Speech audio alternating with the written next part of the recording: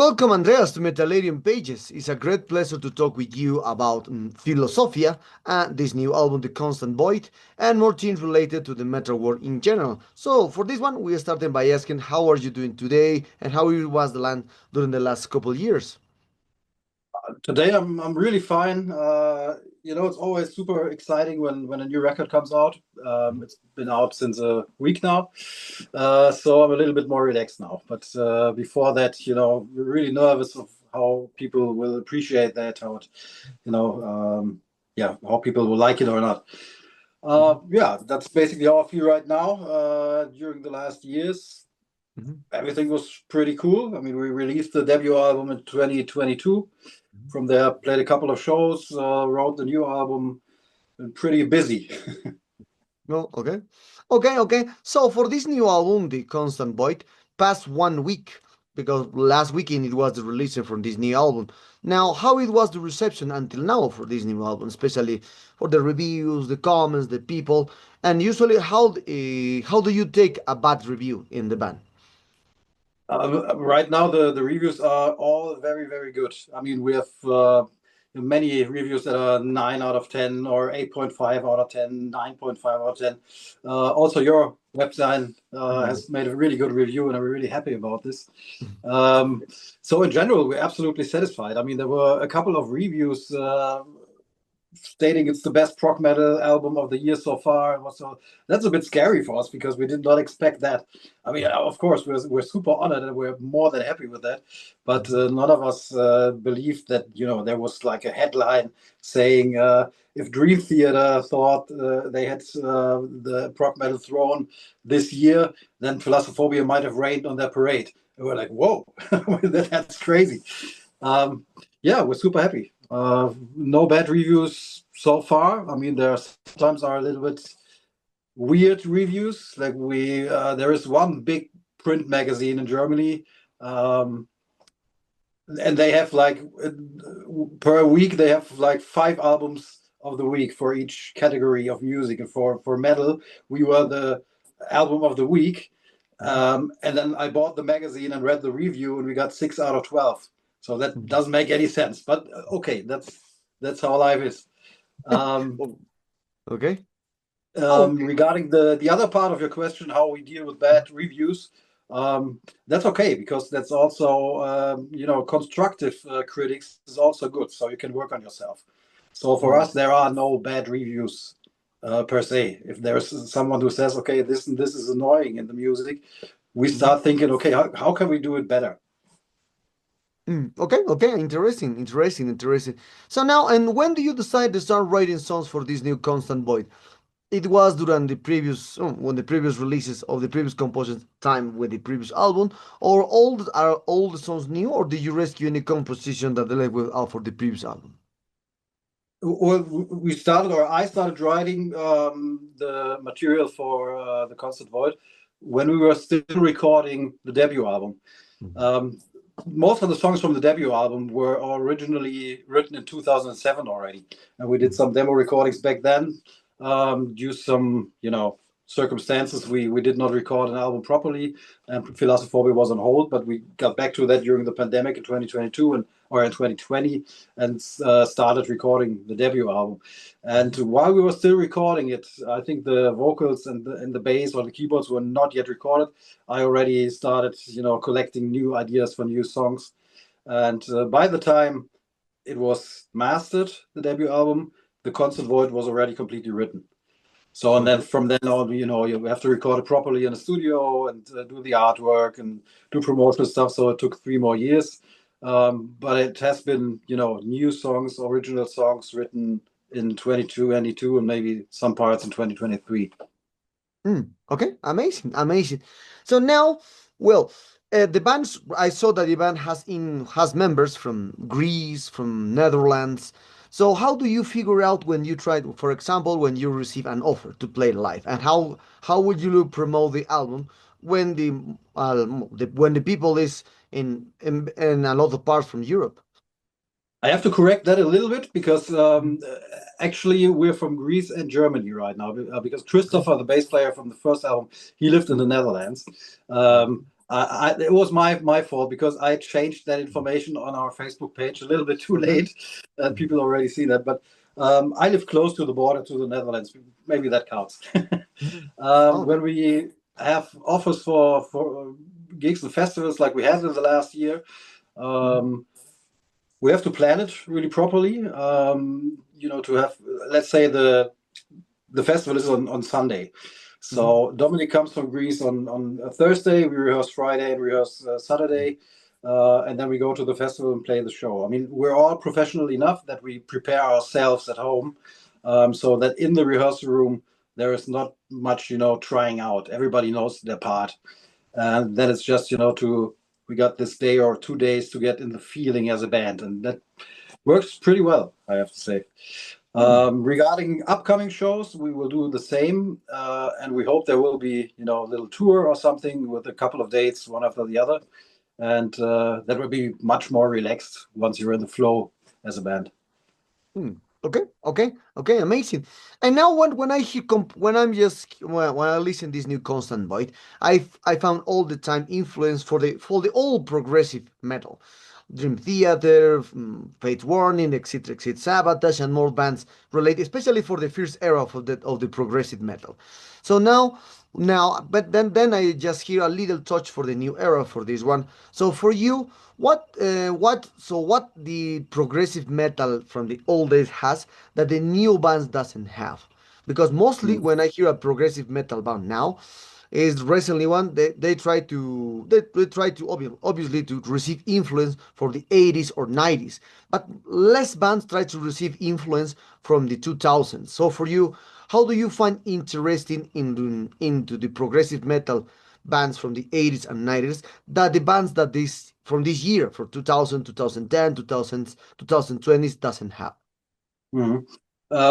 Well, my approach or our approach in writing songs for Philosophobia is we're all fans, of Dream Theater, Queensryche, Fate's Warning is a big influence, Mhm. but also the next generation like Pain of Salvation, Evergrey. Um, this is the kind of music that we listen to. I listen to more, the melodic prog metal side. Mhm. I like the newer bands that show more technical stuff and have growls in the music. I like that, but that's not the way I write songs. I Mhm. prefer the old way, like Dream Theater, Queensryche, Fates Warning, and that stuff. So this is how we see that, and how we write songs. Okay, okay, okay. Now, talking about especially for Oh, the one bands second, like. I have to add something.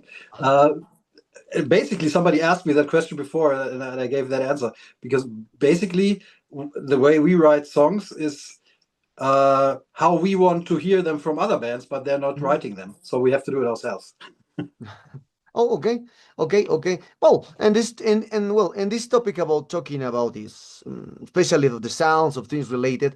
What's your opinion about now, especially of the standardization of the sound in the music, especially in the metal? Because as you can hear, no bands sounds bad today. All bands, great musicians, great albums, so etc. etc. So now, for one part of the people is like this. It's not true that this situation happened because you need to hear the band live to see what's going on with the band because in the studio all bands now sounds amazing. So Yeah. what's your point of view about now, especially in the metal industry, that all the bands sounds great, amazing, and we don't have bad records now? Mm. Um, I see that a little bit different. You're absolutely right. I mean, they all Mhm. sound great, and but when it comes to more than showing your technical abilities on your instrument and writing a good song, this is where it separates a bit. Mhm. Uh, I mean, a good song has to be a good song even after you put away that crazy guitar solo or the crazy drumming or whatever, or the double bass attack or something. The song has to be good. And I think that there are many bands out there who do not, focus properly enough on writing a good song. They just, show off. Look at that. I can play that on guitar. And the Mhm. drummer can play so tight, but it's in the Mhm. studio. And you're right. You have to see that in the live situation to Mhm. really say, okay, this is a great band or not. On the other hand, sometimes it's enough, to listen to a record. You don't have to go to every concert that it's in the city or in the town. And if it's a great record, it's a great record. You can listen to that. That's absolutely fine. And technology helps a lot to have even small bands with a small budget sound great on the record. And I like that. Okay, okay. So, and when this topic with the live presentation, well, I think the last 5 years, especially for the pandemic, a new wave to play live especially for the bands and musicians appears, because as you can see, mostly great bands just using amps or people involved of the sound or the crowd involved of the sound. But now more and more producers are just using one people, plugins, computer staff or PC staff or laptops. No more people involved on the sound, and there's no more amps in the studio in live presentation. Just the people are playing just with one people, handle everything from the console, and that's everything for now. So now, what's your opinion about this new way to play live presentation, especially for the bands that are they're not using engineers, not using crown for the drums, for the guitars, or just using one people or one person to handle everything for the band. Yeah.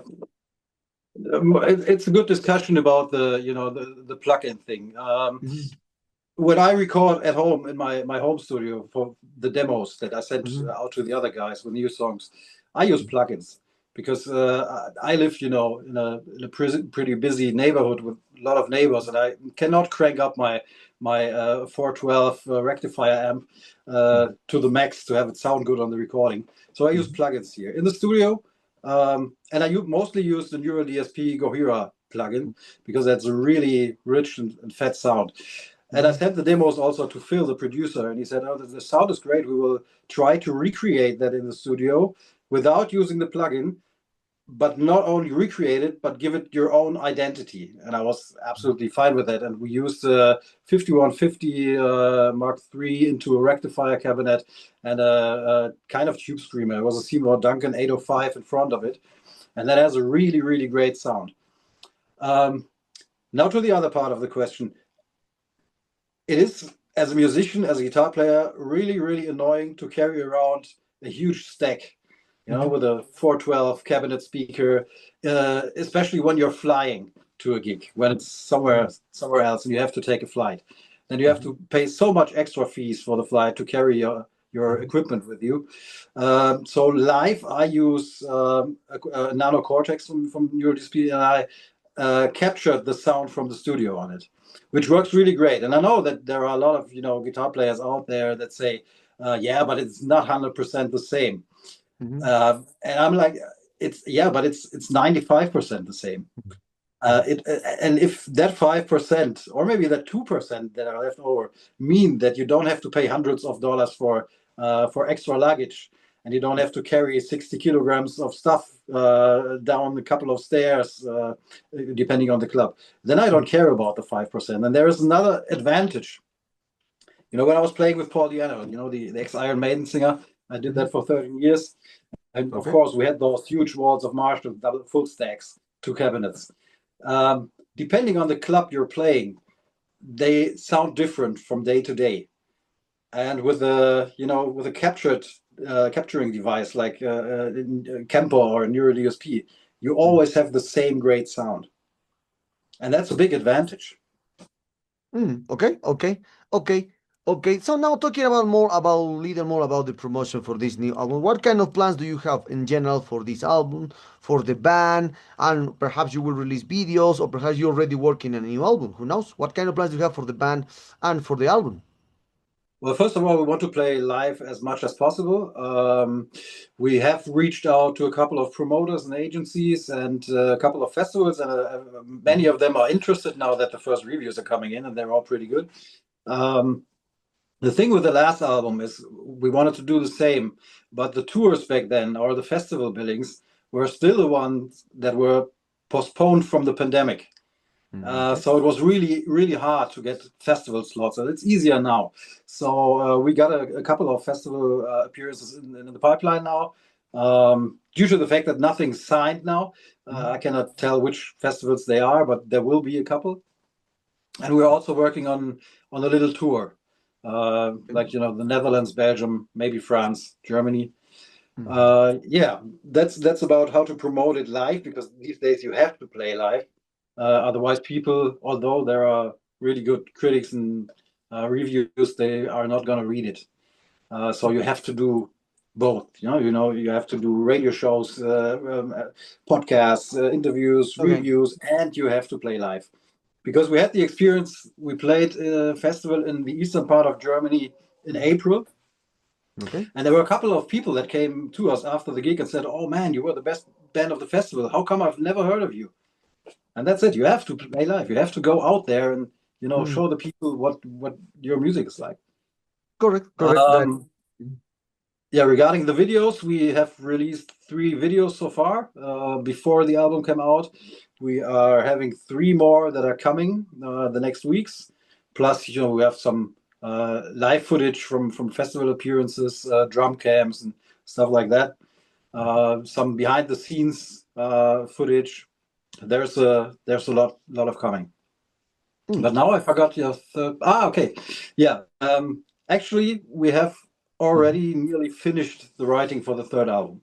Oh. So I would say it's 90% finished. We will do that in the next couple of weeks, and then go to the studio and hope it will not be another 3 years before that come out.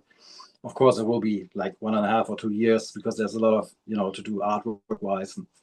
But yeah, it's pretty much finished. Yeah. Okay. Okay. And one question talking about especially, well, we are overwhelming producers per weekend. As you can see, there is more than 50 or 60 releases per weekend, so it's impossible to follow up everyone for this one. Yeah. But now, not all these records are amazing. Not all records use, not all records are so you can catch up because depends of the taste of the, or more things related with this. And for you, as you are the creator of the music from Philosophia, so for you, what makes Philosophia special compared to these overwhelming releases per weekend? 60, 50. In 1 month we have more than 200 releases per weekend. Mm. So, and for this one, for you, what makes special Philosophia compared to these tons of releases per month?